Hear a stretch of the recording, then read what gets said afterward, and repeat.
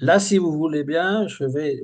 Alors, c'est comme un exposé, un essai de type plus ou moins universitaire, peut-être pas avec autant de pédanterie, mais disons un exposé sur l'Occident et le mélange des genres. Voilà. Alors, gardez vos questions pour plus tard ou vos réflexions, parce qu'il y a beaucoup à dire. Donc, l'Occident affectionne beaucoup le mélange des genres, c'est-à-dire le tragique avec le comique, avec le grotesque, parfois même avec l'horreur. Et ce mélange est le mauvais goût, deux phénomènes essentiels dans l'art moderne et post-moderne, parce qu'il y a la post-modernité, vous savez, la modernité, c'était le 19e siècle, début du 20e siècle. Et à partir des années 70-80, on est dans la post-modernité. C'est-à-dire qu'on n'a même pas de mots pour qualifier notre époque. Ça vient après la modernité, après que finalement les illusions que nous apportait la technique se soient effondrées, les illusions humaines, on va dire, hein. J'y reviendrai. Pendant des siècles, pendant des siècles, l'Antiquité, l'époque classique, on séparait strictement les genres, comme en Inde. Le tragique était noble, sérieux, destiné à ce qu'on appelle à la catharsis, c'est-à-dire l'épuration des sentiments. Ça, c'est Aristote. On est chez les Grecs. Vous savez, vous voyez les deux masques. Il y a, comment dire, la comédie, donc il y a le sourire comme ça, et puis l'autre, c'est la dramatique. Ce sont les deux genres les plus répandus. En Grèce, donc, la comédie était populaire, légère. Donc, le tragique, le tragique ou le dramatique destiné à une catharsis, et la comédie, c'était légère pour offrir un correctif social, redonner la légèreté à la vie. C'est-à-dire que, bon, on ne se sent pas très bien, on n'est pas dans son assiette. On va regarder une comédie et on va tout de suite se sentir plus léger. Le grotesque est une sous-catégorie de la comédie et c'était marginal ou considéré comme inférieur. Donc ça, c'est ce qui a prévalu pendant des siècles en Occident. Donc l'Occident, c'était essentiellement l'Europe, hein. Après, c'est devenu aussi les États-Unis, l'Australie, etc. Mais disons essentiellement l'Europe à cette époque-là, le grotesque. Voilà, cette séparation était perçue comme garante du bon goût, de l'ordre, de la cohérence. La modernité, donc ce qu'on appelle la modernité, c'est 19e siècle, début du 20e siècle, on va dire jusqu'à la Seconde Guerre mondiale. Cette modernité va briser les frontières. On découvre que le rire et l'horreur peuvent coexister, que le beau et le laid sont indissociables, que l'être humain est un mélange de sublime et de dérisoire. Le mélange des genres devient alors une nouvelle forme de vérité. Le tragicomique permet de rire dans la tragédie ou à l'inverse de voir de la tragédie dans le rire. Ce genre hybride exprime une vision du monde où le comique révèle la fragilité humaine et le tragique révèle l'abîme. Leur collision donne accès à une profondeur nouvelle. Le tragicomique reflète une réalité psychique. Nous rions souvent pour ne pas pleurer. Le grotesque peut côtoyer le sublime. Par exemple, chez les peintres, Goya peint des monstres. Ou dans le théâtre de l'absurde. Alors, c'est Ionesco. Et puis, euh, en attendant Godot, là, je veux dire, c'est le théâtre de l'absurde qui peut être soit drôle, soit inquiétant. Tourne en dérision le sérieux de l'existence et la psychanalyse y voit des choses sacrées. À partir des années 70, 1970-1980, selon un penseur qui s'appelle Jean-François Lyotard, nous sommes entrés dans la post-modernité. Cette nouvelle ère se caractérise par la perte de crédibilité des grands récits, c'est-à-dire la croyance au progrès, la croyance à la raison, avec un grand R, la révolution, la nation, Dieu, c'est-à-dire tous ces idéaux sont tombés, plus ou moins, un après l'autre.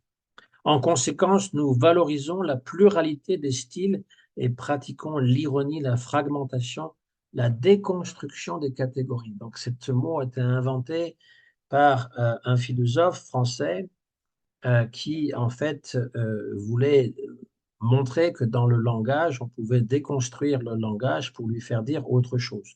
On ne parle pas de destruction, on parle de déconstruction. Donc, c'est Jacques Derrida qui a fait, en fait, il a écrit des livres très obscurs, justement parce qu'il joue avec le langage, et d'une raison ou d'une autre, parce que c'était l'ère du temps dans les années 60.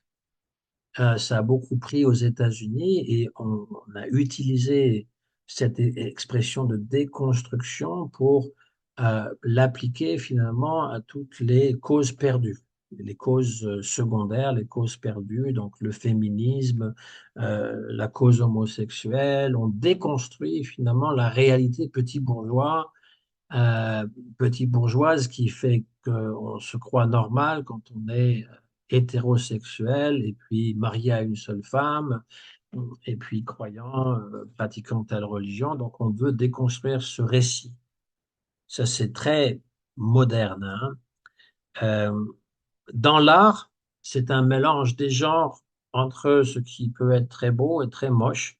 La culture savante ou le pop. Alors on a par exemple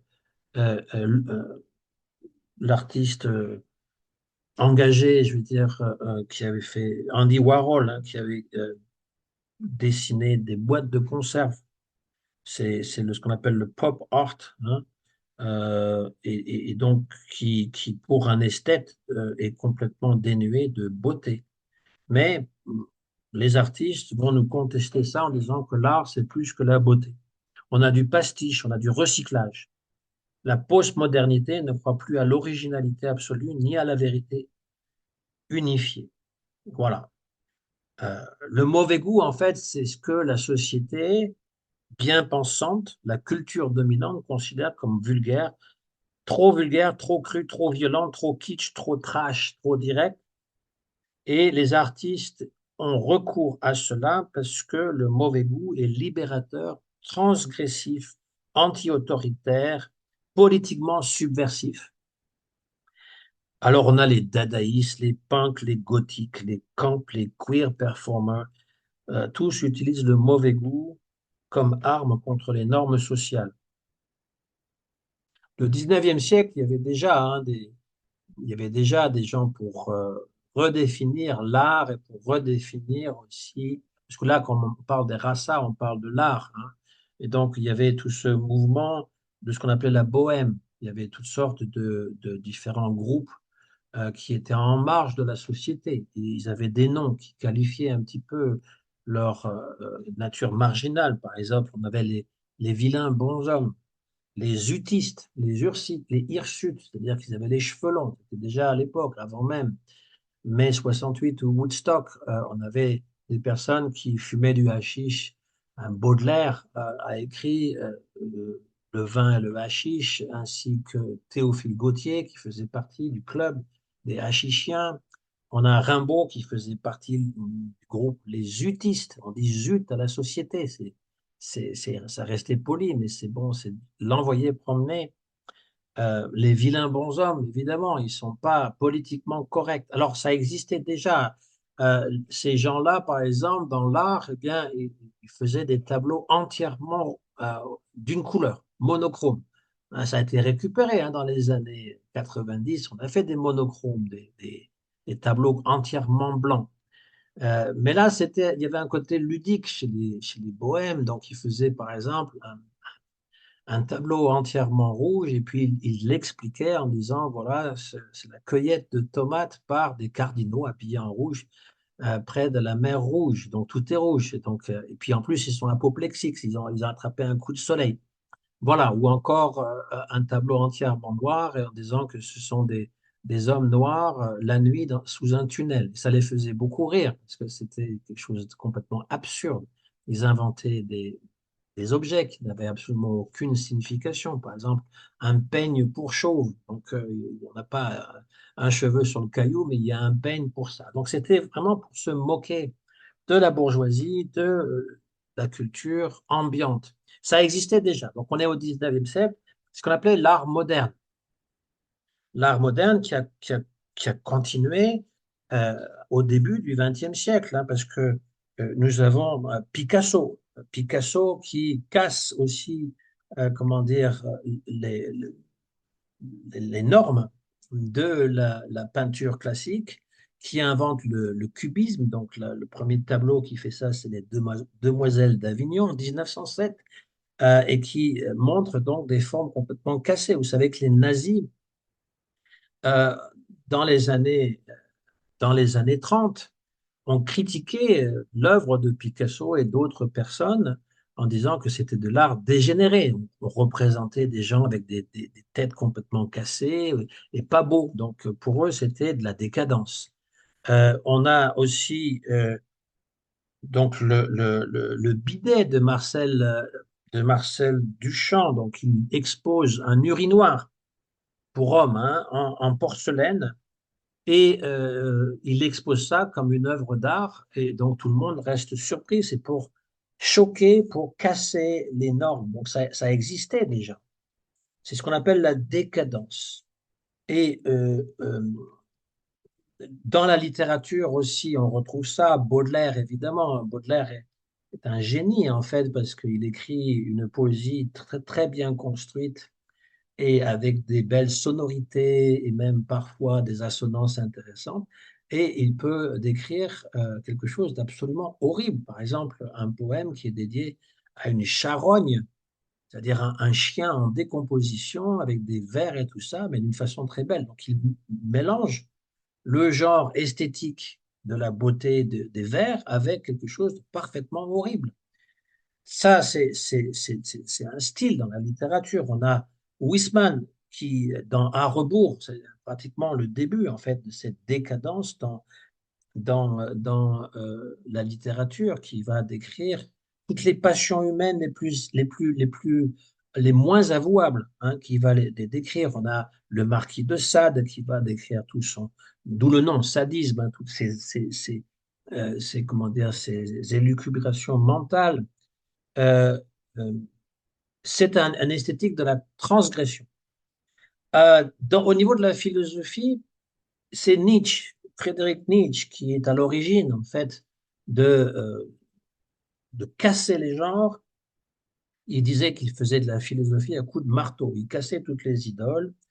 Et donc, dans la généalogie de la morale et l'antéchrist, Friedrich Nietzsche, le penseur allemand, décrit comment les valeurs antiques du christianisme, comment les valeurs antiques, par contre, pardon, de l'époque romaine ont été renversées par la morale judéo-chrétienne, et que les Romains valorisaient la force, la puissance, l'excellence, et la morale judéo-chrétienne, c'est la pitié, l'humilité, la faiblesse, le sacrifice.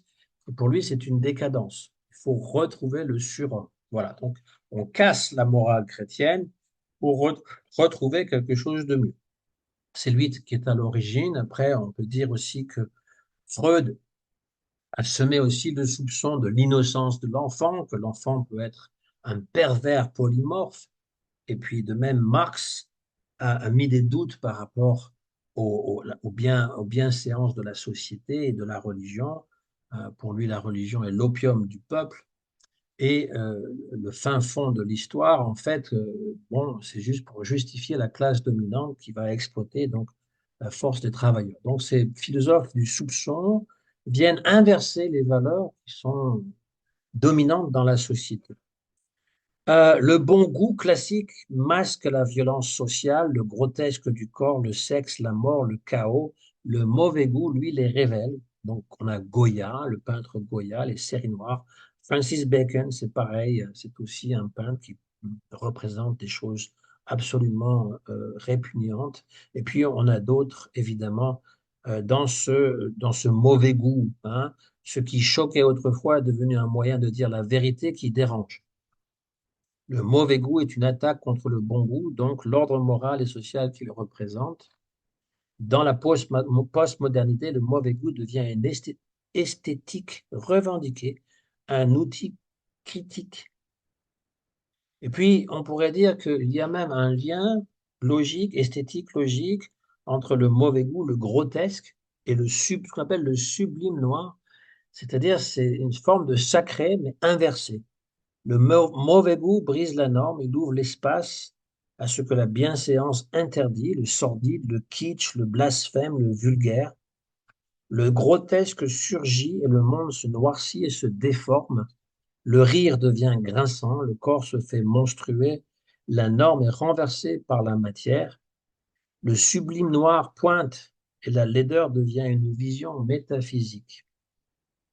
Donc on a par exemple Hieronymus Bosch, on est à la fin du Moyen Âge, vers le XVe siècle. Et il a fait donc dans le Jardin des Délices des monstres, des situations très bizarres, et puis du mauvais goût, des scènes scatologiques grotesques, des monstres hybrides, moitié humains, moitié oiseaux, des sublimes noirs, des visions eschatologiques de fin du monde. Dans notre plus proche de nous, on a comment dire, les euh, metteurs en scène du cinéma comme David Lynch, donc c'est du mauvais goût, du trash, du kitsch américain, grotesque, des corps déformés, aussi un sublime noir, hein, une vision un peu apocalyptique. Goya, je l'ai déjà cité. Lovecraft, c'est tout un genre en lui-même. C'est lui qui a inspiré, en tout cas, tous les dramaturges de l'horreur comme Stephen King et autres. Et c'est Lovecraft et même l'écrivain français comment dire, qui est toujours très décadent, qui a écrit Soumission et d'autres. Je vois sa tête parce qu'il est très moche, il est très mal peigné, il est très mal habillé, il doit quand même bien gagner sa vie, mais j'ai oublié son nom. Mais qu'importe, Lovecraft a été une de ses inspirations. Il a même écrit un livre sur lui. Lovecraft, c'est tout ce qui est vraiment très étrange, du mauvais goût, des créatures abjectes, grotesques, des corps, des géométries impossibles, du sublime noir, du vertige cosmique. Euh, et ce sublime noir vient du romantisme au départ. Lovecraft, Lynch, Giger, donc Giger, c'est lui, il dessinait des créatures monstrueuses et l'une d'entre elles est devenue un peu classique, c'est la créature du film Alien. C'est lui qui avait créé un Allemand complètement disjoncté. Munch aussi, le cinéma contemporain, ils ont fait de ce genre de sublime noir, ils l'ont porté au sommet. Euh, alors pourquoi est-ce que ces genres d'esthétique un peu morbide séduisent-ils aujourd'hui? Parce que nous sommes désenchantés. Nous vivons dans un monde où la religion a perdu son emprise et le beau classique ne suffit plus. Le sublime noir répond à notre sentiment d'insignifiance dans le cosmos, dans la crise écologique, dans ce qu'on appelle le nihilisme, c'est-à-dire que toutes les valeurs foutent le camp. Le mauvais goût brise la pression sociale du policé, du clean, du correct. Le laid, le monstrueux, le grotesque exprime mieux nos angoisses que le ferait donc la beauté classique. Alors je prends un cas d'école, c'est quand même assez intéressant, c'est Marilyn Manson.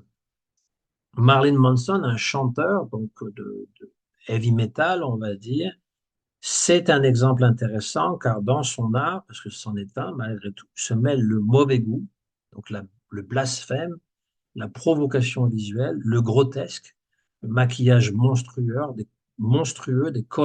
des corps altérés, le sublime noir, la cosmologie nihiliste, iconographique, apocalyptique, et même l'adoption de son nom est très bizarre et très parlant parce qu'il va mélanger le glamour et le gothique. Marilyn Monroe, aux États-Unis, incarne la beauté et le désir sexuel des hommes, le Eros, alors que Charles Manson, c'est un tueur en série qui est le chef de file d'une secte satanique qui a été condamné à la prison à vie et qui est mort d'ailleurs en prison et qui incarne donc le Thanatos, parce que vous savez que chez Freud, Eros et Thanatos étaient les deux pulsions, une de vie, une de mort. Thanatos veut dire la mort. Eros, c'est la vie, hein, et le sexe, etc. Marilyn Manson s'inscrit explicitement dans une esthétique de la décadence, héritée du symbolisme fin de siècle comme Baudelaire ou Eastman, du glam décadent à la Bowie, David Bowie,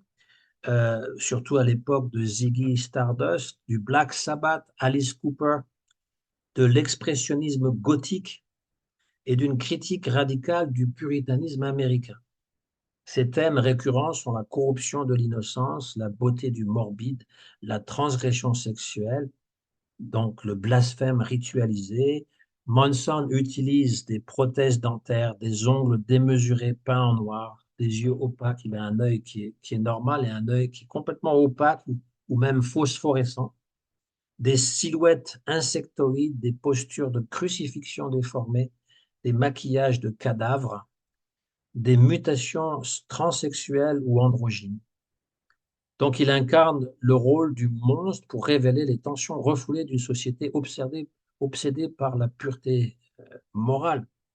Et il va sacraliser tout ce qu'on considère comme impur, le blasphème, la monstruosité, la marginalité, le sexe tabou.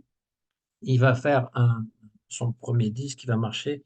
Antichrist Superstar, c'est pour inverser comment dire, c'était un pièce de théâtre pop rock, je veux dire, dans les années, début des années 70, par Sir Henry Lloyd Webber, qui a fait d'autres chefs-d'œuvre, mais bon, Jesus Christ Superstar, où Jésus-Christ devient donc le superstar dans la société de consommation. Donc, il va l'inverser. Lui, c'est Antéchrist Superstar.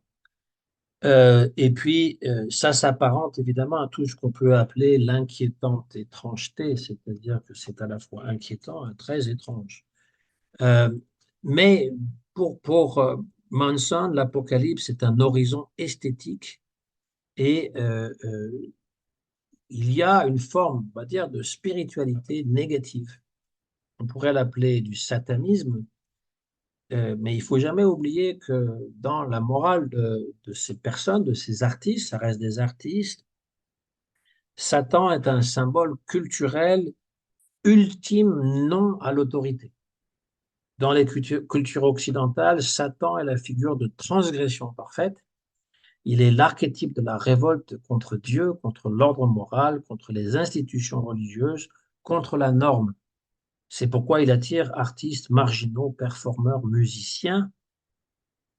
Là aussi, c'est pas nouveau parce que les Rolling Stones, dans les années, fin des années 60, je pense que c'était en 1966, quelque chose comme ça, ils avaient écrit Sympathy for the Devil, la sympathie pour le diable, où il montrait que toutes les choses qui allaient mal dans le monde, c'était grâce à lui, etc. Et puis après, on a eu Alice Cooper, donc qui lui aussi a un nom féminin. Il dit qu'il avait parlé aux morts et que s'il pouvait devenir célèbre, eh bien, il vendrait son âme au diable. Donc ça, c'est la mythologie qui nous est vendue. Et puis, Aleister Crowley, qui était un magicien noir très connu et qui était populaire dans les années 60-70 parce que il était contre le système. Mais il était vénéré par Jimmy Page, le guitariste de Led Zeppelin, qui a d'ailleurs racheté la maison de Crowley. Et on voit les symboles aussi, comment dire, les symboles que Crowley utilisait sur certains disques de Led Zeppelin qu'on ne comprenait pas, mais que finalement, il y a une fascination. Il n'y a pas que Jimmy Page, il y a David Bowie qui était admiratif de Aleister Crowley, Ozzy Osbourne, donc le chanteur de Black Sabbath, Iron Maiden, bien entendu Marilyn Manson. La pop adore les symboles forts. Satan, évidemment, donne des signes iconiques avec le pentagramme, les cornes, le serpent, euh, l'image ambiguë de Baphomet. Et ce qui est intéressant, c'est que malgré le fait qu'on pourrait trouver ça absolument répugnant, c'est ce qui est voulu, d'abord, le satanisme ne peut marcher que dans ce qui reste du christianisme, parce que Satan, c'est vraiment une idée chrétienne. Ça n'existe pas en Inde. Il n'y a pas une entité qui ressemble à Satan. Il y a des démons, mais il n'y a pas une entité aussi puissante que Satan qui ferait presque, comment dire, concurrence à Dieu, qui voudrait le renverser. Et donc, ça reste quand même ancré dans une mythologie chrétienne. Donc, on joue là-dessus. On essaye encore de choquer le plus possible en utilisant tout ce qui est interdit Et puis pour Carl Jung, parce qu'on a parlé de Freud, mais Carl Jung était son disciple, lui, il voyait dans Satan la part d'ombre du psychisme, c'est-à-dire tout ce qu'on veut refouler, les désirs interdits, les instincts refoulés, la violence, l'individualité dangereuse. Et ça, c'est très prisé par tous ceux qui sont finalement, qui aiment la transgression pour dire j'explore ce que la société refoule. Tout ce qui est interdit, je vais le faire. En gros, c'est ça. Déjà, Arthur Rimbaud disait que il fallait vivre dans le dérèglement de tous les sens. Eh bien, il y a certaines personnes, et surtout les chanteurs de rock and roll, qui vivent dans le dérèglement de tous les sens. C'est la drogue, c'est le sexe, c'est euh, la violence, c'est tous les excès possibles. Parfois, ils en meurent très rapidement parce qu'ils vivent trop vite. Et l'autre chose intéressante, c'est qu'en fait, Satan ou le mauvais goût, eh bien, c'est récupéré par la machine capitaliste. Ça se vend très bien. Donc, il y a eu, après les hippies, ça n'a pas duré longtemps, ça a été récupéré, on a fait des millions en vendant les fringues hippies, la musique hippie, ceci, cela. Le punk, c'est la même chose, ça a été récupéré par la mode. Le blasphème est récupéré par la pop. On n'a pas parlé de Madonna, mais Madonna, elle est fascinée par la religion, mais en même temps, c'est une religion qui est déformée, qui est blasphématoire presque. Lady Gaga, qui s'est composée comment dire, une robe faite de viande. Enfin, c'est vraiment simplement pour faire parler d'elle, pour choquer. L'hyperviolence devient un genre cinématographique. Si vous avez le malheur de voir des films de Scorsese ou de Tarantino, c'est de la violence à l'état pur et c'est devenu quelque chose d'esthétique. Le nihilisme devient un style musical. Donc, on connaissait le heavy metal, il y a aussi le death metal. Le son très fort des paroles, presque, c'est un certain groupe. On parle de cannibalisme, on parle de toutes les choses qui sont interdites, transgressives, etc. Et même dans la mode, euh, donc mon épouse qui travaillait chez Gucci, l'ancien directeur artistique de Gucci, ses défilés, donc il a été congédié depuis, mais ses derniers défilés, eh bien, c'était sur le satanisme, sur l'occultisme, sur le satanisme. Mais ça devient quelque chose qui se vend bien en Occident. Alors, toutes ces choses-là, évidemment, pour le théâtre classique et Bollywood, c'est vraiment de l'horrible. C'est vraiment loin de ce qu'on aurait pu croire être le rasa. C'est vraiment le rasa-bassa à l'état pur. Et c'est pourtant la société dans laquelle nous vivons, nous avons été élevés. C'est pour ça qu'il est très difficile pour nous non seulement de comprendre ce que veut dire rasa, mais encore plus de l'apprécier parce que nous avons été baignés par la transgression des genres, on veut se débarrasser de la tradition chrétienne évidemment, mais toutes les normes de nos grands-parents et même de notre génération doivent disparaître pour laisser place à toujours du neuf, quelque chose de toujours neuf, mais même si on est contre cette tendance, elle nous habite. On a été éduqué par ça et on continue à l'être. On tend de plus en plus vers une sorte de nihilisme, mais un nihilisme qui est fascinant pour beaucoup. Voilà, qui trouve fascinant de tout remettre en cause et donc de tout critiquer aussi. Quelqu'un va dire, oui, mais bon, c'est dans les goûts, moi j'aime ça, toi t'aimes pas, mais voilà, c'est comme ça se discute pas, les goûts ne se discutent pas, et même le mauvais goût, à la rigueur. Donc le contraste est très fort entre les deux cultures. On a un contraste très fort. C'est sûr que bon, Rasa Bassa, est-ce que il y a des dévots qui sont très puristes qui diront que faire de la musique, euh, faire de la musique, comment dire, reggae ou comment dire, hip-hop, et puis chanter Hare Krishna dessus, que c'est une sorte de Rasa Bassa. Je suis mal placé pour répondre à ça. Je sais que les maîtres spirituels que nous avons ne sont pas très favorables à ce genre de mélange, mais bon, il y a dans la population des gens qui apprécient qu'on puisse faire un reggae et chanter Hare Krishna dessus, pourquoi pas. Voilà, donc ça, c'est des choses qui se discutent. Après, jusqu'à quel point on peut utiliser les transgressions du monde moderne pour les appliquer euh, à, à la bhakti, c'est toujours bien d'en discuter ensemble, de voir à peu près qu'est-ce qu'on peut faire. Euh, mais le danger est toujours qu'on risque de faire des choses pour notre propre plaisir et pas tellement pour celui de Krishna.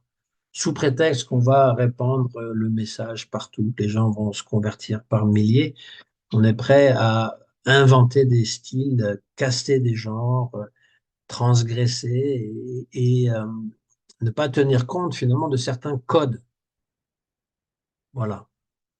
Ce que j'avais à dire. Alors, c'était pas du tout dans le Dharma, évidemment, mais c'était une réflexion qui m'est venue en voulant comparer les rasas, parce qu'on n'a pas de référence à part les classiques. Quand on regarde les classiques, que ce soit dans le cinéma et encore plus dans le théâtre, eh bien, on a vraiment les catégories qu'on disait, en tout cas, en ce qui concerne les Gona rasa, pas nécessairement les cinq rasas principaux. On a Shringara rasa. Là encore, la différence majeure, comme je l'ai déjà dit, c'est que d'un côté, même avec les classiques, qui respectent les codes, qui respectent les genres, eh bien, c'est concentré sur le plaisir personnel, et non pas sur le plaisir de Krishna, parce que la bhakti, c'est donner du plaisir à Krishna. Voilà la différence. Donc, on parle de bhakti rasa. On ne parle pas de rasa dans le champ de plaisir à moi, mais bhakti rasa. On pourrait avoir bhukti rasa. Bhukti, ça vient du même mot avec lequel on fait boga, c'est-à-dire, alors pas boga en français, hein, pas le mec qui est beau, mais boga qui veut dire bouge, manger, donc avoir du plaisir à manger, mais sans l'offrir à Krishna, évidemment. On appelle ça le boga, c'est ce qui n'a pas été offert à Krishna, qu'il ne faut pas manger, parce que sinon, eh bien, on, on transgresse, c'est ça. Alors, il y a ceux qui diront, bah, au diable les règles. Je suis libre, je fais de la Raganuga Bhakti. Non, c'est pas ce que la Raganuga Bhakti veut dire. La Raganuga Bhakti, qui veut dire spontané, ne veut pas dire je mets aux oubliettes toutes les règles qui m'ont été recommandées, même s'il y en a beaucoup, même s'il y en a qui ne me plaisent pas, même si c'est plus difficile, mais c'est comme si on apprend un instrument de musique, il y a des règles, il y a des notes à apprendre, il y a ceci, il y a les gammes à faire. Si on veut apprendre un sport, il y a aussi des règles à suivre. Et donc, comment dire, tout ce qui est recommandé, même s'il y a des choses qui ne nous plaisent pas, c'est pour aller dans un but particulier. Donc, les rasas, il y a celles qui sont compatibles, celles qui ne sont pas compatibles. Chaitanya Mahaprabhu, il refusait d'écouter des poèmes où il y avait du rasa-basa, où on mélangeait. Et donc, il demandait que tout ce qu'on voulait lui présenter comme poème passe par l'intermédiaire de Swarup Damodar Goswami, qui était un petit peu comme son secrétaire. Et donc, si Swarup Damodar Goswami approuvait du poème, et on a un exemple dans le Chaitanya Charitamrita où il n'approuve pas parce que il compare Chaitanya Mahaprabhu et Jagannath et il trouve que la comparaison n'est pas compatible, c'est rasa basa. C'est pas qu'on peut pas dire que Chaitanya n'est pas Jagannath, mais la façon qu'il l'avait fait, il faut le relire. Donc, Swarup Damodar Goswami dit non, et on peut pas écrire comme on veut. Et parce que Chaitanya Mahaprabhu, il réprouvait ce genre de innovation. On peut parler d'innovation aussi, parce que ça, c'est un autre sujet dans ce qu'on a dit aussi. Il y a que c'est pas toujours décadent, c'est pas toujours noir, mais il y a des fois des innovations qui sont faites, qui viennent introduire des nouveaux styles qui sont plus ou moins heureux. Voilà. Donc voilà ce que j'avais à dire. Maintenant, si vous voulez rajouter des commentaires, ou poser des questions, c'est le moment. C'était très très intéressant comme exposé. Ouais, parce que maintenant, ouais, ce que j'ai observé aussi, c'est qu'on, comment dirais-je, on worship le culte, on fait le culte de la mort, non? Ouais. Oui, Et par exemple, même aux Jeux Olympiques, la cérémonie, oui, ben c'est un beau style de mélange de genres. Oui, là, on est oui, tout à fait, oui. oui, C'était non seulement, alors, chez les Jeux Olympiques, il y avait la scène qui reproduisait indirectement la dernière scène. Donc, on a dit que les catholiques étaient vraiment très pointilleux, mais c'est quand même assez, ils sont assez perceptifs parce que ça fait effectivement référence à un tableau qui déjà singeait la dernière scène en représentant des dieux païens. Mais là, on est allé encore un cran plus loin parce que les dieux païens sont représentés par des transgenres. oui. Voilà. Et ça représente la France, les valeurs de la France. Par ailleurs, on avait comment dire, un groupe gothique qui Mhm. faisait donc la musique heavy metal, où il y avait Marie-Antoinette qui portait sa tête dans sa main, qui chantait Ah, ça ira, les aristocrates à la lanterne. On est vraiment dans ce genre de truc, le trash et l'horrible, on va dire. Mhm. Ouais, Donc, oui, on est vraiment, et le culte du morbide, et c'est devenu comme une expression artistique qu'on ne peut même pas critiquer. On va dire, mais non, pourquoi vous prenez la mouche comme ça? C'est tout à fait bien. Bon, oui, c'est typique, oui, tout à fait. Oui. Il y a ouais. une partie comique, hein, quelque part. Je veux dire, Marie-Antoinette qui tient ça, bon, c'était comique, mais c'est mélangé à du morbide. Il faut quand même l'avouer, c'est assez morbide. Ouais, ouais. Et, c'est même risible. C'est pas, comment Oui, dire, mais c'est fait exprès, c'est grotesque, comme je l'ai dit. Les drag queens, je sais elles même pas sont si pas. c'était, je sais même pas si, comment dire, pour nous c'est grotesque, tu vois, mais Oui, c'est ça.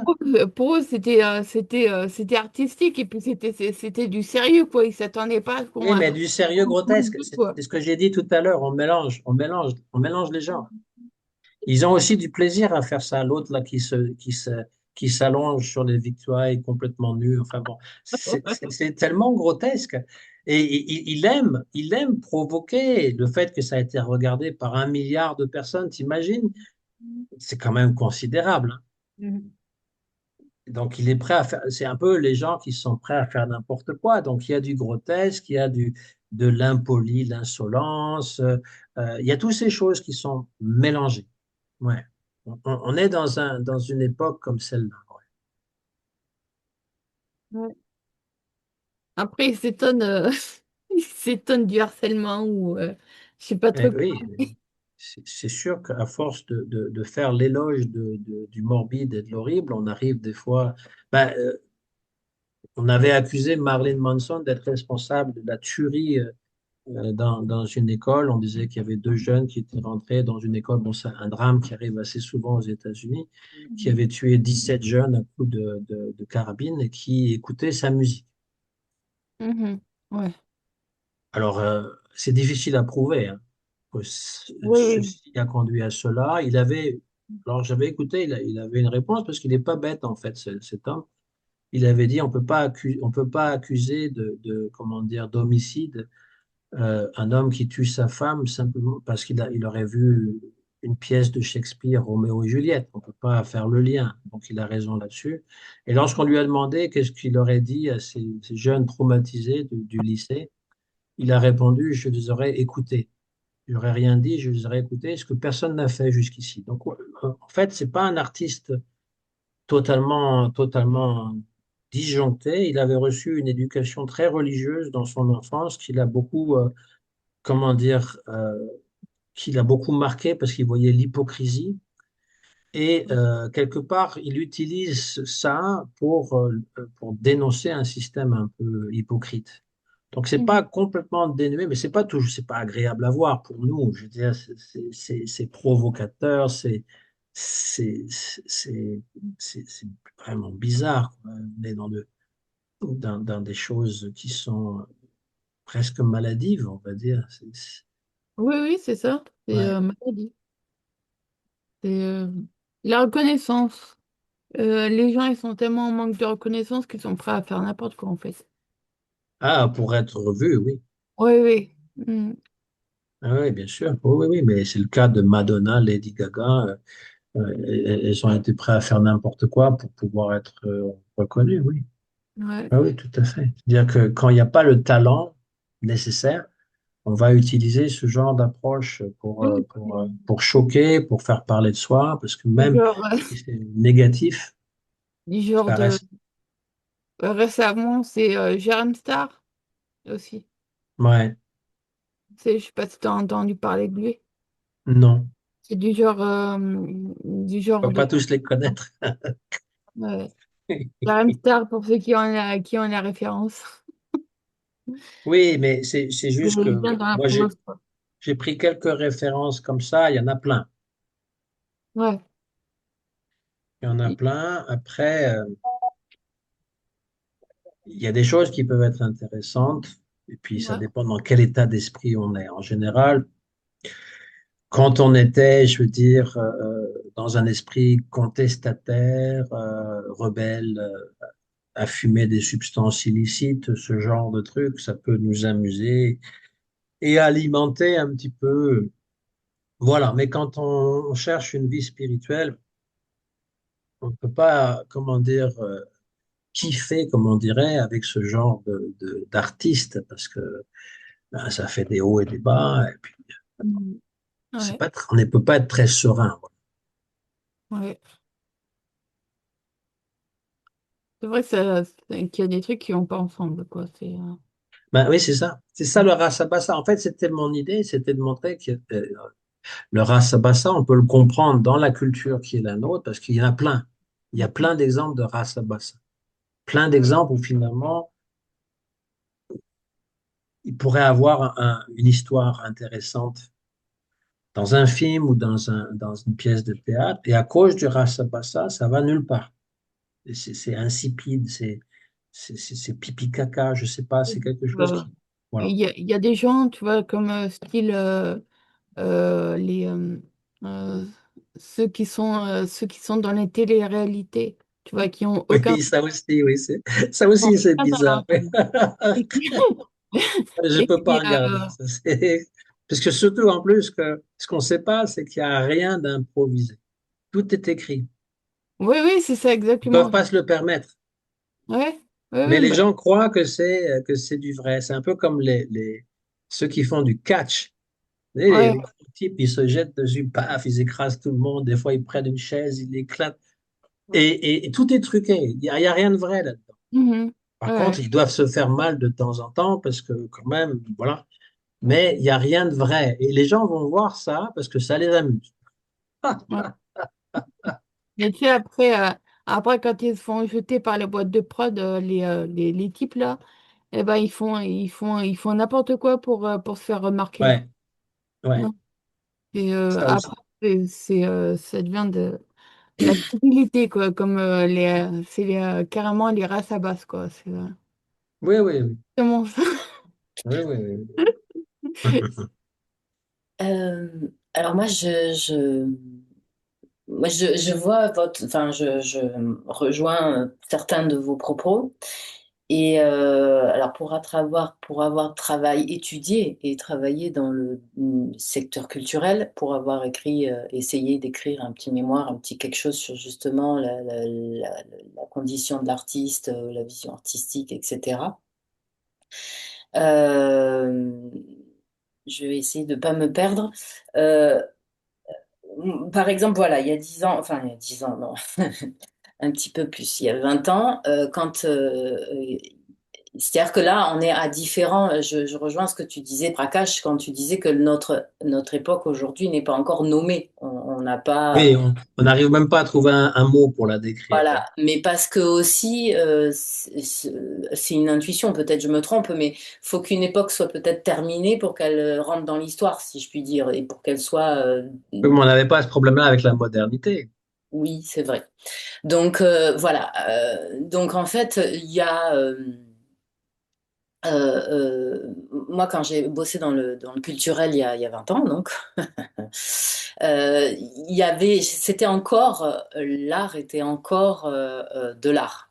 Alors, j'ai étudié et connu là, le bidet et compagnie, hein, donc bien sûr, il y avait, il y avait mais c'était encore des choses qui venaient provoquer, c'était pas la norme. Aujourd'hui, c'est vrai que 20 ans après, ben voilà, c'est l'absurde, le grossier, le mauvais goût Oui, mais ce qu'on appelle le post-moderne. est devenu la Ouais, ouais. et moi, j'avais déjà ressenti, et c'est ce que j'ai envie de partager avec vous, j'avais et qu'on ne dit pas trop, c'est que ce qui s'est emballé pour moi, hein, c'est un regard personnel avec l'expérience que j'ai pour avoir travaillé dedans à l'époque, c'est que il y a 20 ans, l'art était encore de l'art, sauf que comme, particulièrement en Occident, en France, hein, alors moi je vais parler que de la France parce que je connais pas les autres arts en Occident et tout ça, et je vais pas parler de l'industrie, du cinéma ou de la musique qui est encore autre chose. Mais pour parler du théâtre ou des choses comme ça qui nous permettaient de définir les races, enfin de définir, de se donner des exemples pour comprendre les races, c'est que ben, en fait le produit, enfin c'est pas le produit, mais comment dire,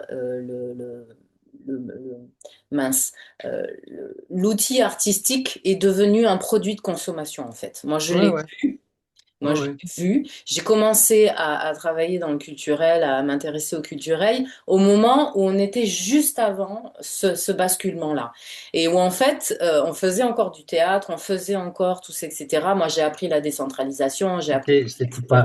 C'était pas uniquement l'argent qui comptait, même C'était pas, si il y le avait côté cette monétaire était déjà importance. présent. Ouais. Voilà, mais il y avait cette importance du message, il y avait cette importance du Oui, regard, oui. il y avait cette importance de moi ce que je fais, ce que je dis aussi en thérapie ou quand j'ai des personnes en développement personnel ou spirituel qui viennent me voir et je leur dis, qui me dit mais ça va pas, la société, le machin, le truc, la famille et tout. Et moi la première chose que je dis et que les artistes faisaient avant, on va dire il y a 20 ans, c'était que ne pas aller bien et ne pas avoir un regard positif sur une société ou un monde qui va mal, c'est sain. Oui, on a C'est-à-dire du que, mal. voilà, On a c'est du mal à normal. voir ce qui est positif dans notre société, Voilà. oui. Et ça, et ça, et je pense que dans le lot, alors, et ce qui s'est emballé, ben, c'est le commerce. C'est le produit artistique est devenu un produit de consommation. Donc, en fait, ça s'est transformé complètement en consommation. Donc, on consomme l'art, on consomme la scène, on consomme les trucs et tout machin, et on les met à notre sauce. Et tous les codes, comme tu disais, tous ont été cassés, ont été machin, mais il y a même plus de code, il y a même plus de, c'est chacun fait ce qu'il Ça veut. se complique d'autant plus avec les réseaux sociaux, parce Exactement. que Il y a maintenant, Internet on va derrière. pas acheter un disque, on va le Non. regarder, et donc la critique est beaucoup plus rapide, beaucoup plus acerbe. Et Et non donc, seulement, ouais, non seulement on consomme financièrement, on est dans la consommation financière, mais en plus on consomme du temps. C'est-à-dire qu'aujourd'hui, avant une œuvre d'art, on faisait des expositions, on se déplaçait pour aller la voir. Aujourd'hui, il n'y a rien, c'est instantané, il n'y a plus rien, tout est numérique.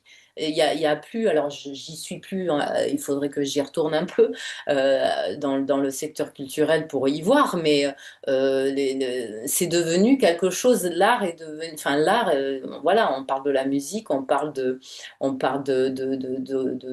cinéma, mais en fait, je pense qu'il y a encore des artistes, des vrais, qui ont un regard sur la société, mais c'est noyé, ou qui peuvent avoir une utilité, mais ouais, en c'est fait, noyé dans la masse du il y en a beaucoup numérique plus, il y en a beaucoup voilà, plus qu'on le croit, voilà, mais il y a une multitude non seulement d'artistes, mais aussi de penseurs, parce qu'il y a ouais, ouais, des ouais. livres absolument remarquables. Mais il y a une pléthore, tellement de livres qui sont publiés, tellement de Oui, choses qui sont faites qu'on ne s'y retrouve pas. c'est ça. Et les livres qui vont se vendre le mieux ou les spectacles qui vont se vendre le mieux, c'est souvent quelque chose de très, très ce qu'on appelle le commercial, c'est-à-dire Ça. accessible, on va dire, pour être très clair, accessible à un enfant de 14 ans. Voilà. Alors que non, l'art est pas enfin voilà, voilà, il y a différents degrés et il y a du spectacle pour enfants et il y a du spectacle pour les grands, quoi. Et Oui, à condition d'avoir une certaine culture. c'est ça. Et ça, c'est vrai qu'on perd, que ce soit au niveau culturel, au niveau du français, au niveau de l'écriture. Toi, tu le sais, tu as fait des études. Je veux dire, aujourd'hui, on n'écrit plus, on pense plus, voilà, au-delà. Et en plus, là, j'ai envie de dire que là, c'est que le début. Parce que moi, j'ai un phénomène qui est en train pardon du terme de manger, alors je vais rester poli, mais d'envahir certains domaines administratifs et qui sont en train d'empoisonner les administrations, certains métiers, etc., c'est l'intelligence artificielle. Ah oui, oui, oui, ça Où aussi. là, en fait, non seulement les gens ne pensent plus, mais en plus, ils vont prendre une machine et du Google, hein, du Chat, pré-mâché, chat GPT. pré-mâché pour pouvoir être intelligent. Et alors là, moi, j'aurais pas pensé parce que j'ai découvert l'intelligence artificielle moi là il y a quelques mois et j'ai trouvé ça super parce qu'effectivement, bah, c'est tellement immédiat et tu peux trouver des choses, mais il faut garder et rester maître Oui, penseur oui. soi-même en soi-même et faire et faire la En fait, discussion et le ouais, discernement.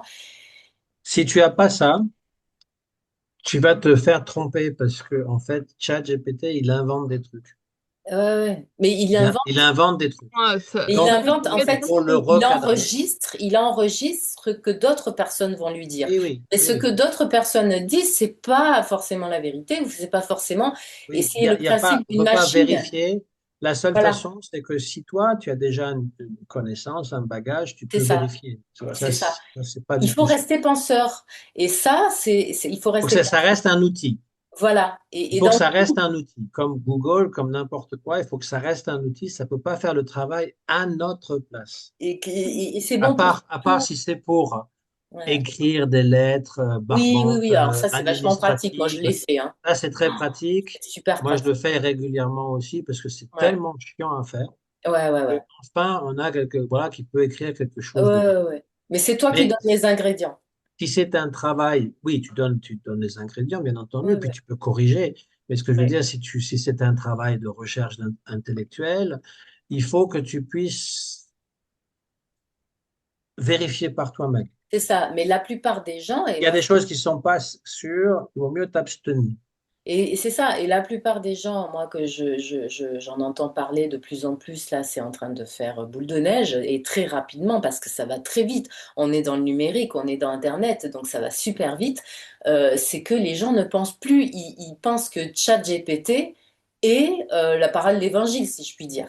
Donc, du coup, Je ne suis pas là, sûr s'ils pensaient avant. Hmm. c'est ça, mais c'est ça le problème, c'est que du coup, là, on est à un tournant vraiment de dingue, et sans parler après de la Chine et des trucs, des guerres numériques et tout. Alors là, bon, voilà. Mais tout ça pour dire que ça soit Black Sabbath, machin, ou les artistes, ou l'intelligence artificielle, tout ça, etc., qu'on soit dans la spiritualité ou pas loin ou quoi, il faut garder, moi je pense vraiment à l'indiscernement et j'ai du mal moi de dire qu'il y a à tout jeter. Bon, parce que je Non, suis non, dans mon il y a pas à centre tout avec jeter. Oui. toujours je mesure mais parce que j'ai toujours des gens nouveaux, j'ai toujours des gens qui viennent et je suis au contact tout le temps des gens et je peux pas avoir un discours, je peux pas dire ah ben l'art, enfin ou voilà, Non, mais même dans la toujours contestation, même dans mesurer ces un peu. choses-là, oui, Ouais. il y a une utilité de contester, d'aller à l'opposé du Oui, système, etc. oui. Mais Comme il dans faut une société qui peser, va mal, oui, ça a du sens. entre autres. Oui, Mais ce que je veux dire, c'est qu'il faut peser, voilà, le c'est pour ça, et le contre. c'est ça. Après, moi, je bah, pense qu'on va toujours rester, tu disais, maître Maître penseur. oui, de sa pensée, maître de soi-même aussi, de son de intelligence. ses idées, de son intelligence, de sa liberté Mm. de choix. Et parce que Et de discernement. Ouais. c'est la même chose pour Mm. ceux qui acceptent un gourou et qui arrêtent de penser par eux-mêmes. C'est ça. Ils pensent que le gourou va tout faire à sa place. C'est pas vrai. Oui, mais c'est ça. C'est ça, à tous les niveaux. Ça va à toutes les C'est pas sources. vrai.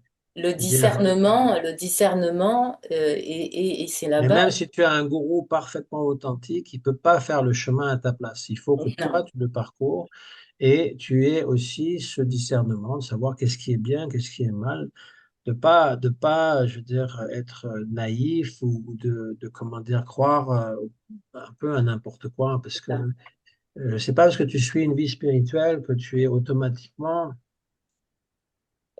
centré. Sauvé, sauvé, centré, parfait. Oui, oui, c'est sûr. Parfait, on le saura jamais. Ça, Non, mais hors c'est de vrai que question. moi, Mais disons non, que mais en il fait, faut, c'est un enfin, moi, poids, hein. je crois que Carl Jung, il avait touché du doigt une vraie problématique, à savoir que l'être humain, il doit apprendre à s'intégrer, à équilibrer un petit peu toutes les contradictions qui sont en lui. Et c'est quand il y arrive que finalement, il arrive à cette Équilibre. vraie maturité, cette Oui. connaissance de soi. Alors, il ne Oui. parlait pas nécessairement de la connaissance de l'âme, même Non. si, entre autres, il était au courant des grandes Oui. spiritualités, il parlait plutôt d'un équilibre Ah, psychique, Oui. mais je pense que c'est important dans la vie spirituelle quand même Oui. que d'être trop névrosé ou trop, Oui. comment dire, naïf. Ou trop dans les écritures, dans le savoir, ou Ça trop aussi, ça absorbé peut être une dans fuite. machin. Ça peut Voilà. être une fuite. Et Voilà. j'aime bien le mot autonomie. Oui, moi aussi. Parce que Oui. hétérodoxie, ça veut dire que j'abdique, Oui. je ne réfléchis pas par moi-même, je ne prends pas de décision personnelle, tout est Oui. décidé à ma place. C'est Oui. l'idéal pour un gouvernement de type autoritaire. C'est ce que tous les gouvernements voudraient, que leurs sujets ne contestent pas, ne pensent pas par eux-mêmes et on va les programmer. Et Mm. donc, le gourou peut aussi être ce genre de type qui veut contrôler la pensée de ses disciples, mais c'est toujours malsain. En fait, le vrai Et, gourou, il veut que tu sois autonome, que tu sois, comment dire, l'auteur de ta vie. C'est toi qui décides. Et oui, je suis complètement d'accord avec ça. Et ce qui me revient, qui est un petit peu la suite de ce qu'on est en train de se dire et de ce que j'ai pu partager avec vous à l'instant, c'est que ces personnes qui vont être un petit peu pas bien dans la société, ou qui vont être, qui vont critiquer la société, ou qui vont, je sais pas, hein, voilà, à un moment donné tomber dans le gothique parce que ils voient tellement du monde, du n'importe quoi autour d'eux, tous, etc. Mais c'est aussi, alors il y en a qui vont être, enfin, je sais pas, moi j'ai toujours dans le cœur, j'essaye toujours dans le cœur d'avoir, de me dire que non, même chez le pire des pires, il y a une petite flamme qu'on peut peut-être allumer à un moment donné. Mais oui, bien sûr.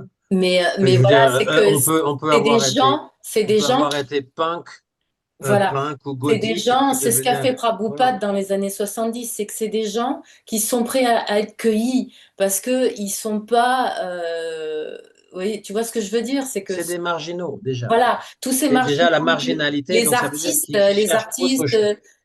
tous ces, alors je dis pas Lady Gaga et compagnie, mais il n'y a pas tout à jeter non plus dans Lady Gaga, même si elle avait enfin c'est pas forcément Lady Gaga, c'est l'autre moi qui était alcoolique là et qui était tellement, mais son film est vraiment super parce qu'elle avait une vision. Alors, elle a eu une image négative parce qu'elle était alcoolique, tout ça, etc.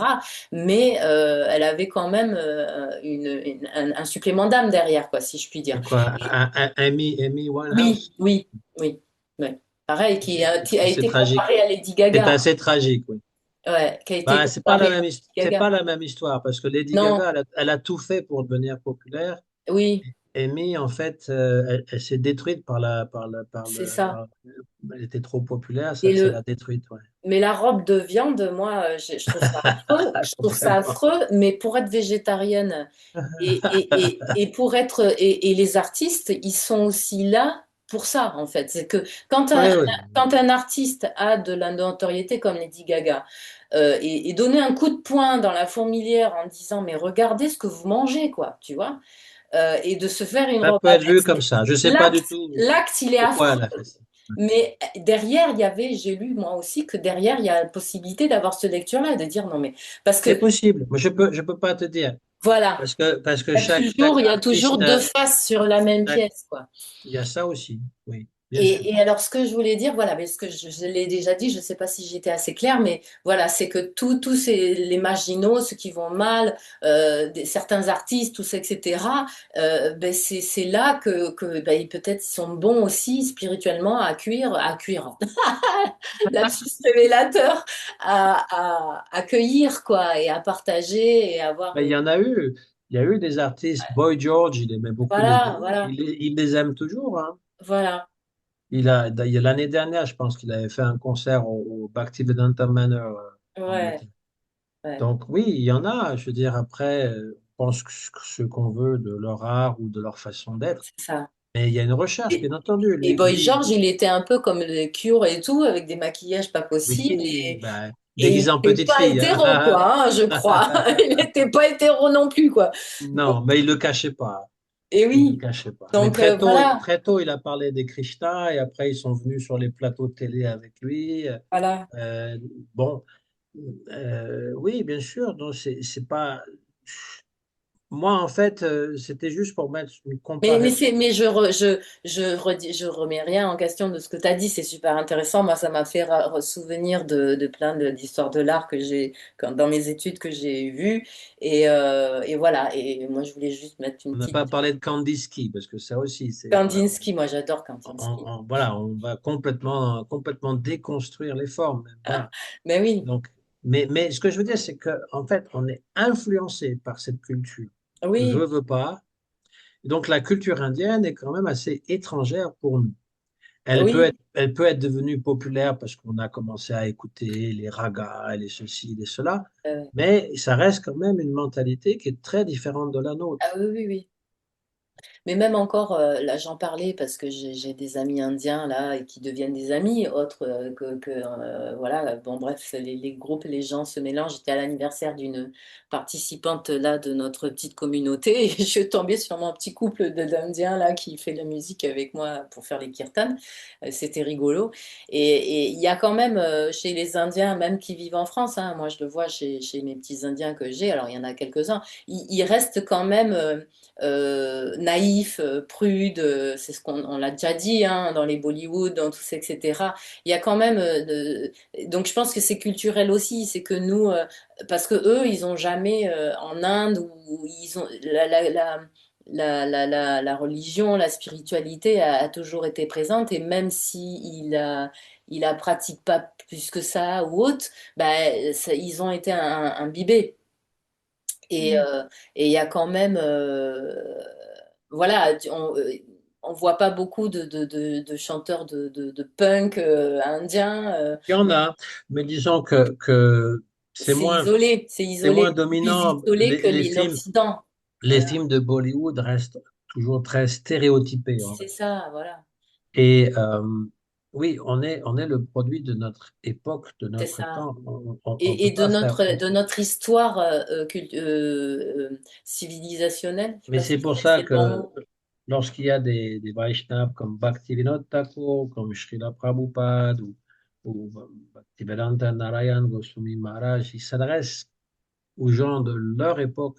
Oui, C'est comment C'est bien. Prabhupada a parlé aux hippies, on ne peut pas c'est parler ça. maintenant aux gens aujourd'hui de la même Non, manière. mais non. Mm. Bhaktivinoda Thakur, déjà, il avait fait un effort de modernisation. On est à la fin du 19e siècle et il parle aux intellectuels qui parlent anglais ou autre. Mais aujourd'hui, le langage, alors je parle du langage, je ne parle pas des Oui, idées, oui, oui. euh, euh, Quel mot on il ne emploie, sera etc. pas le même. Voilà. Donc, on Non, est toujours obligé de traduire. ouais, C'est pour ça que moi, j'estime que la traduction en français, une traduction en français doit prendre des expressions françaises, même si elles ne sont pas mot à mot fidèles au texte anglais. Parce que si tu restes fidèle au texte anglais en citant vraiment tel quel, ta traduction est artificielle. Ça se voit. On voit que c'est une traduction. Il faut que ça coule. Alors, il ne faut pas trahir la pensée de l'auteur, mais il faut choisir des expressions qui nous parlent, des expressions qu'on utilise aujourd'hui. Faut que ce soit fluide, ouais. Il faut que ce soit fluide. Il faut alors, rien ne nous empêche. Dans la traduction du Jiva Dharma, on a choisi parfois des mots qui étaient un petit peu vieillis parce que c'était le 19e siècle, mais j'ai refusé de prendre les termes que les premiers dévots qui ont traduit les textes de Prabhupada ont choisi. J'ai refusé de dire que voilà la norme de cette traduction, que quand on marque devotional service, on traduit par service dévotionnel, par Mm. exemple. J'ai refusé cette norme-là parce que je la trouve artificielle, je la trouve Et puis pas. c'est difficile. C'est difficile, moi je suis en train on est en train de créer une association là parce on a grandi et tout. Mais justement, traduire la bhakti, parce que la bhakti, la différence entre Prabhupada il y a 50 ans, enfin un peu plus, et aujourd'hui, c'est qu'aujourd'hui il y a le New Age et tout le monde va en Inde et tout le monde chante, fait de la bhakti et tout le monde fait du yoga et tout le monde, voilà. Alors Peut-être on pas peut tout le pas. monde, mais il y en a plus qu'avant. Il Oui. y en a plus. Alors, on peut pas. Enfin, moi, à Bordeaux, j'en ai pas mal et j'en croise pas mal. Ah, ouais, moi aussi, je fais du bhakti yoga. Machin. Toi, tu le fais comment? Ok. Et tu vois, tu nous l'as répété. Moi, ça me fait du bien de l'entendre parce que bon, je vais pas le dire tel quel comme ça en leur disant, je peux pas arriver en face d'eux en leur disant, oui, mais tu sais, si tu fais pas, si tu ne chantes pas Krishna ou tu n'es pas dans la dévotion à Krishna, c'est pas de la bhakti. Je peux pas leur dire ça. Donc je suis obligée de traduire et de dire, bon, ben, la bhakti, c'est déjà, la base de la bhakti, c'est déjà ne pas se servir soi-même, mais servir l'autre, la divinité, la communauté, etc. Déjà d'être un peu plus proche de la vertu que de l'égocentrisme ou de l'individu, quoi. Et de la concupiscence, en fait. Donc, et c'est vraiment pas facile parce qu'on est en train d'écrire des statuts, tout ça, etc. Et comment on fait, enfin voilà, comment on traduit tout ça pour que ça soit pas, que ça soit écuménique parce que j'ai découvert qu'on était écuménique. Et une des participantes a dit que c'est ce qui se passait ici et être quand même dans le bhakti yoga puisque bon c'est l'idée de rester dans cette là-dedans quoi. Tu as des références, tu as des livres, Ouais, etc. Pour les personnes qui veulent aller plus loin, ouais, toi, tu peux quand même expliquer ce que disent les livres, c'est-à-dire qu'on ne peut ouais, pas tout prendre comme argent comptant. Il y a des choses qui sont plus importantes que d'autres. c'est ça, Après, on s'adresse aux gens qui sont devant nous. c'est ça. Moi, je m'adresse à des chrétiens très Ouais, souvent. Je leur parle pas de Krishna, je leur parle pas de réincarnation non plus. ouais, Et même le fait de ne pas manger de viande, c'est trop pour eux. Qu'est-ce mm, que tu veux? mm, Mais je leur parle à leur niveau. Et ouais. ils sont très contents, hein. Je veux dire, là, on a fait la fête pour les enfants. J'étais habillé en Père Noël. J'ai j'ai donné des bonbons à tout le monde, et des bibles, J'aurais bien etc. aimé Et voir. c'était... Hein? Il y a des Mais J'aurais photos? bien aimé te les voir. ouais, il y a des photos. Mais ce que je veux dire, c'est que bon, ça, c'est mon travail. C'est pas de la bhakti. C'est une forme c'est de la Oui, piété, on va dire. Mais bon. oui, c'est Mais ce que je veux dire, c'est que même si je ne suis pas dans mon travail, il y a différentes sortes de dévots qui sont devant moi et il y en a qui, on le verra la prochaine fois, par exemple, quand Bhaktivinoda Thakur aborde donc le Madhurya Rasa en détail. ouais, Il dit que en fait, ça n'a pas été développé beaucoup par Rupa Goswami dans son livre Bhakti Rasamrita Sindhu, mais dans le Ujjvala Nilamani, il a fait un livre à part pour les raisons très claires, c'est-à-dire que, un, c'est quelque chose de très confidentiel et donc ça ne peut pas être livré au premier venu. Et on ne peut pas développer je veux dire, tant qu'on n'est pas, on n'a pas, on s'est pas un peu purifié que oui, les gens qu'on n'a pas un contaminés. minimum de savoir, ouais, Mais le troisième était encore plus important. Il faut être intéressé par ces choses-là. c'est ça, Et Ouais. moi, je vois qu'il y a des dévots que ça n'intéresse pas. oui. Mm. Mm. On n'est pas très On ne va nombreux, pas leur parler de ça si ça ne les intéresse pas. ouais. C'est Oui. vrai, hein, c'est une réalité. Et même des dévots, ça fait 20 ans, 30 ans, 40 qu'ils pratiquent. Madhurya Rasa, ça les intéresse pas. Ah ouais. Et il y a des non-dévots qui arrivent, et moi je les vois, hein, qui débarquent Et qui sont intéressés, oui. et qui ont faim, quoi. Et Oui, mais non, mais ce que je veux dire, quand je dis c'est le rasa, je parle du j'entends, j'entends, rasa j'entends. Et je faisais un rapport. conjugal, Madhurya, Oui, oui. il y en a beaucoup que je croise qui le disent ouvertement que ça les intéresse pas, qu'ils sont pas dans ce truc-là, ils sont plus dans le dasya rasa Oui, oui, oui. ou dans le, je sais pas, sakya rasa. Puis Oui, beaucoup, oui. ils veulent juste sortir de ce monde matériel, hein. Ils en ont assez de ce monde matériel, c'est trop pénible. C'est tout, c'est la libération. C'est ça. Ben, c'est la première marche. Mais bon, ils en Mais il y en sont a là. qui sont toujours à ce niveau-là et puis tu peux pas les Voilà. forcer. Ben non, mais c'est parce que c'est Donc aussi. quand je leur parle, ben, je Mm. vais leur parler à leur niveau. Je ne vais pas Ben oui. commencer à les abreuver de ce qu'on parle là depuis X temps sur le Dharma. Ça les intéresse pas. Qu'est-ce que tu veux? Et Tu peux pas. comme tu disais avec Carl Jung, il y a une maturité de l'esprit et de la psychologie, mais il y a une maturité de l'âme aussi, parce que peut-être que là où ils en Attends, sont, c'est pas juste ça. En fait, ça peut ne pas là où ils en intéresser. sont, Ça ils en peut ne sont pas là. intéresser. Non, ça peut aussi Non? ne pas les intéresser parce que c'est pas leur rasa. Oui, c'est ça. Voilà. Voilà. C'est pas une question de maturité. C'est-à-dire que moi, D'accord. si je suis un Gopa, Ouais. Sakyarasa, Ok. je ne serais pas intéressé par Madhurya. C'est ça. Hmm. Oui, donc Ça, on c'est est quelque chose vraiment. d'important à comprendre. Ben oui, oui, oui, on l'oublie. Mais merci de nous le rappeler. Oui, mais on l'a dit avec les Rasabasa. Oui. Même Vatsalya, Hmm. et donc supérieur à Sakyaras, ne peut pas accepter Madhurya. Mère Yashoda, elle voit que Krishna, il a des marques que les gopis ont fait, hein, elles l'ont égratigné, elles l'ont Oui, mordu, oui. etc. Elle voit ça et elle pense Krishna s'est battu avec ses petits gopas, et voilà, mais jamais elle va accepter, même Oui, si elle suspecte, elle peut le suspecter, oui, en tant que mère, elle l'accepte pas. C'est pour ça que c'est incompatible. Madhurya et Vatsalya, c'est incompatible. oui. Elle Parce- ne voit que son enfant. Elle peut pas voir que son Le jeu enfant amoureux, est quoi. devenu presque adulte et Et puis c'est ça. Mais c'est la pureté du sentiment, hein. N'importe quelle et mère. donc Sakyarasa Ouais, pour Krishna.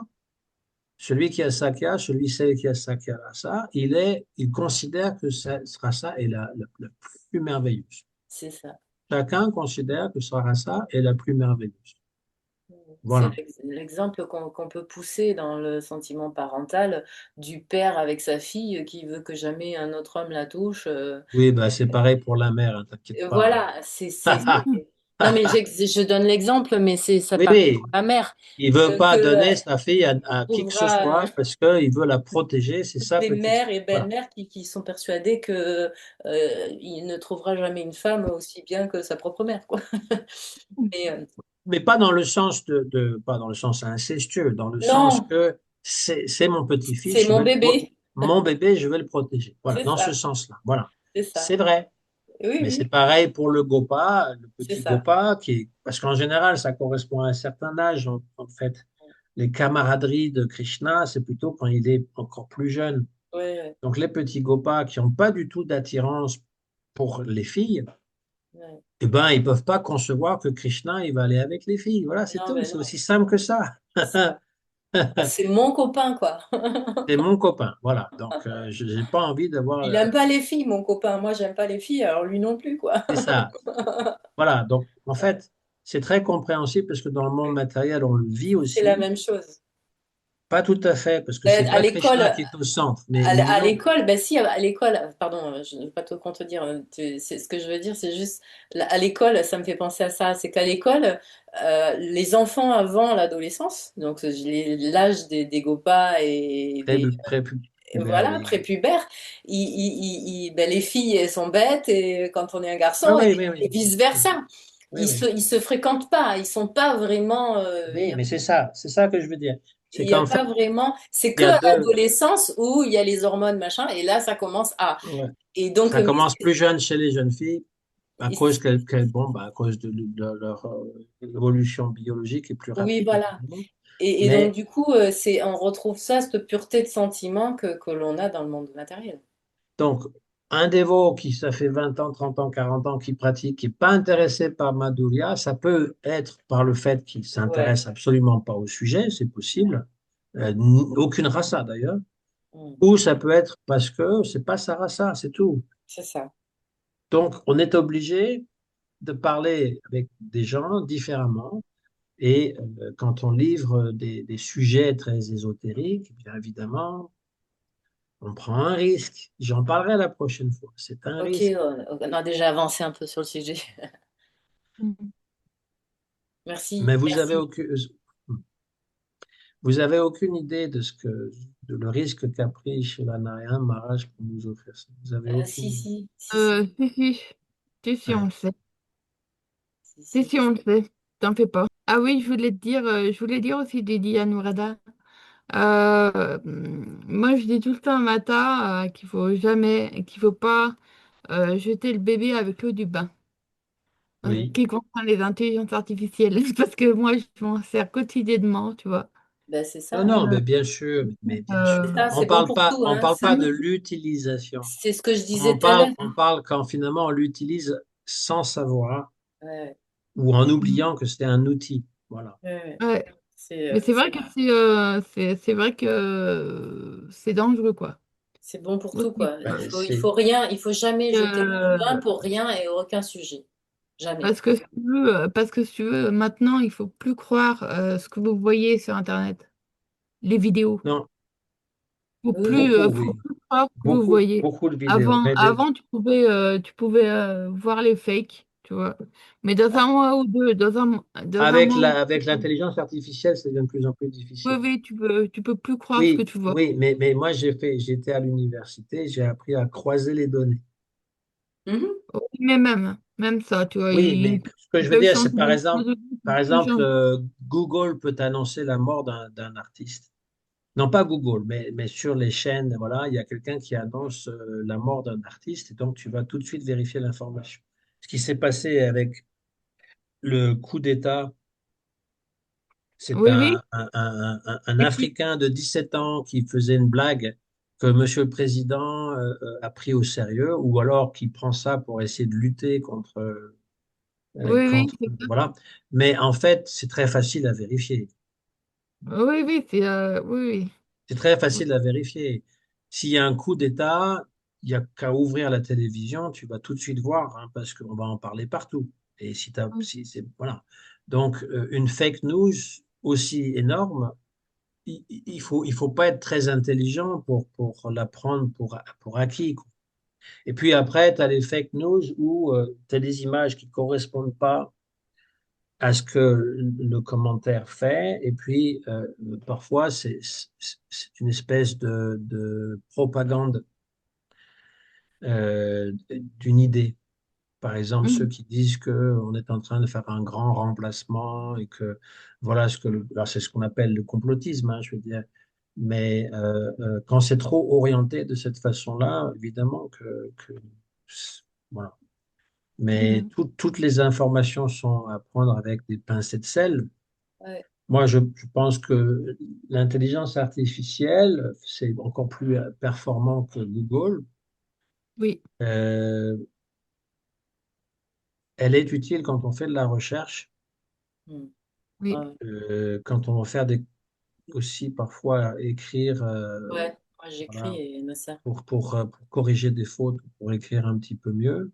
Ouais. oui, Mais il faut maîtriser son sujet, vérifier, oui, parce que il y a une tendance à inventer des trucs. Il y a Ouais. une certaine tendance à faire ça. Moi, je le remarque.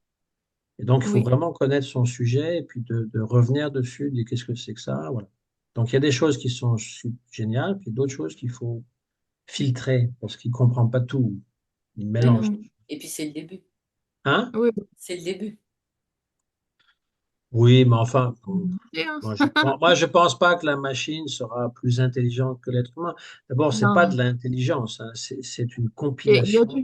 toujours des développeurs derrière, hein. C'est, Oui, il y a ça, il y a ça, il y a ça, il y a ça, et, mais aussi, je hein. m'inquiète aussi parfois oui, dans l'orientation qu'on peut lui donner aussi. Ouais, De Parce toute que façon, ouais. il y aura il y a toujours, il y a des toujours sujets des tabous, gens. hein, Ouh là là, mais là, moi il y a j'ai des fait un sujets petit. tabous sur ChatGPT. Il y a des choses Oui, qu'il ne veut pas dire, hein. T'as beau lui poser la oui, question. Ah non, je ne peux pas répondre à cette question. tu veux aussi passer par par ChatGPT, mais comment dire, tu peux passer par une version non censurée,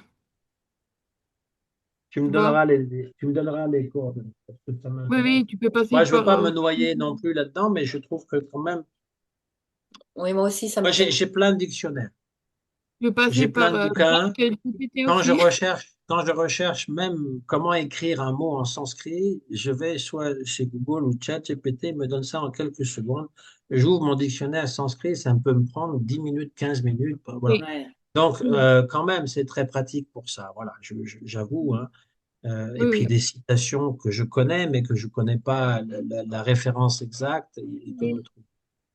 Mm. Euh, Ouais, mais ouais. bien sûr que c'est un outil, c'est rien de plus qu'un outil. Ça peut c'est pas ça, ça peut pas te remplacer. c'est Si ça ça. te Non. remplace, tu as plus besoin de faire quoi que ce soit.